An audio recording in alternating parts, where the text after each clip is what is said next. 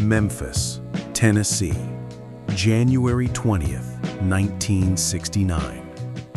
Elvis Presley is standing in a recording studio, not a Hollywood soundstage, not a Las Vegas showroom, a recording studio on the corner of Thomas Street and Chelsea Avenue in Memphis, a place called American Sound Studio, in a neighborhood that the people who worked there described with a simple word: rough.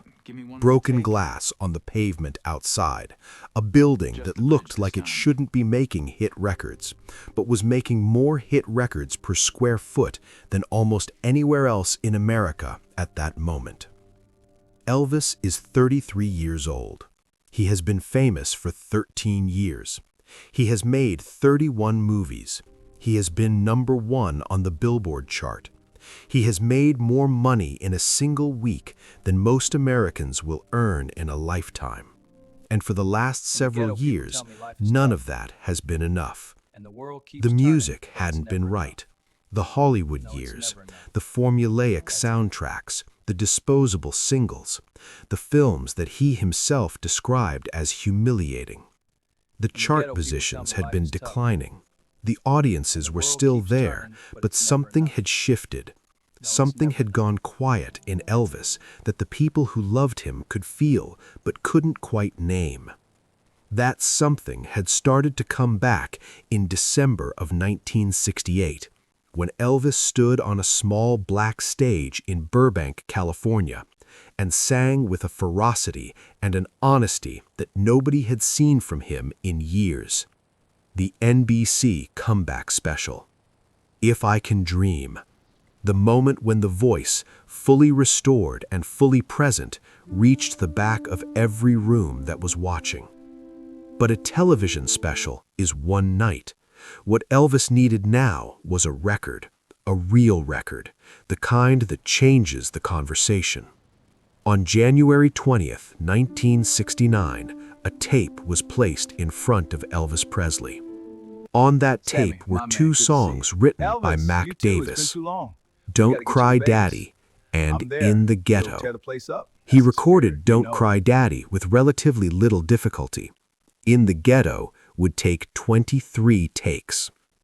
But before we get to what happened in that studio, we have to go back to the story of why this song almost never found Elvis at all.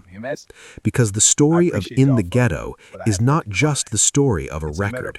It is the story of a friendship, a conversation, and 9 words that redirected the most important song of Elvis Presley's comeback. Mac Davis was a songwriter from Lubbock, Texas, who had grown up watching things he couldn't fully understand. One of those things was a friend, a boy he had played with as a child, whose family lived in a different part of town, a dirt street section where the houses sat closer together. Mac Davis didn't have a word for it when he was 5 years old. By the time he was a working songwriter in the 1960s, the word had entered American vocabulary: ghetto. He had been trying to write the song for years. The original title was The Vicious Circle, about a child born into poverty without a father, who grows up without the things that might redirect him, who dies young just as another child is born to begin the cycle again. He tried and tried to make the phrase work as a lyrical foundation, and could not find a single word that rhymed with it in a way that didn't sound forced. Eventually, the word ghetto provided the opening he had been looking for, and the song that emerged was unlike anything charting on American radio in 1968. That was the problem. Mac Davis believed at the time that In the Ghetto should be recorded by a black artist.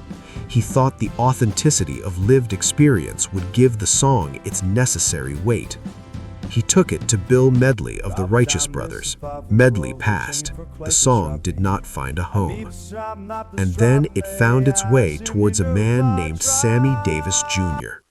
Sammy Davis Jr. and Elvis Presley had been friends since 1957. When they met on the set of Elvis's film Loving You. Sammy was 31, Elvis was 22. They were the two biggest entertainment phenomena in America at that moment, both operating at the center of a cultural transformation that neither of them had entirely planned. Sammy described the friendship this way. Both of them were rebels in their own ways, and they had gravitated towards each other. They rode motorcycles together.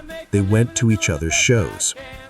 Sammy did impressions of Elvis, including a version of Hound Dog that Elvis found so funny that he was reported to have laughed until he couldn't catch his breath.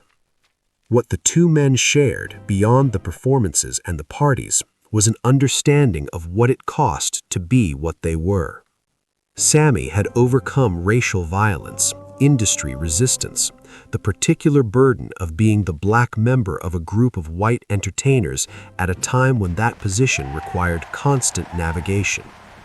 Elvis had overcome poverty, condescension, the establishment's persistent attempt to contain what he was doing with music. They recognized something in each other, not the same experience, but something that rhymed with it. The accounts of what happened next are disputed in their specifics. Mac Davis, in a 2010 interview, said that he took the song to Sammy after Elvis had already recorded it. Producer Jimmy Bowen remembered things differently, placing Sammy's encounter with the song before Elvis's recording. Linda Thompson, Elvis's girlfriend from 1972 to 1976, wrote in her memoir about a conversation Elvis personally told her. A conversation in which Elvis described Sammy being offered the song and passing on it. Whatever the exact sequence, the story that Elvis himself carried and shared is this. When Sammy Davis Jr. was given In the Ghetto, he said he couldn't record it, not because he didn't believe in the song, but because he believed in it too much to misrepresent it. He had not grown up the way the child in the song had grown up. He had not lived that life. To sing it as if he had, to claim that emotional authority, would be inauthentic. And then he said something else. I can't do this song because I never lived this way, but I will tell you who did. Elvis Presley. 9 words, spoken in private, between two men who understood each other. And a record that has never lost its relevance.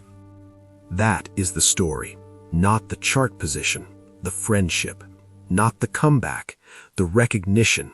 One man seeing clearly what another man carried and saying simply and without hesitation, him.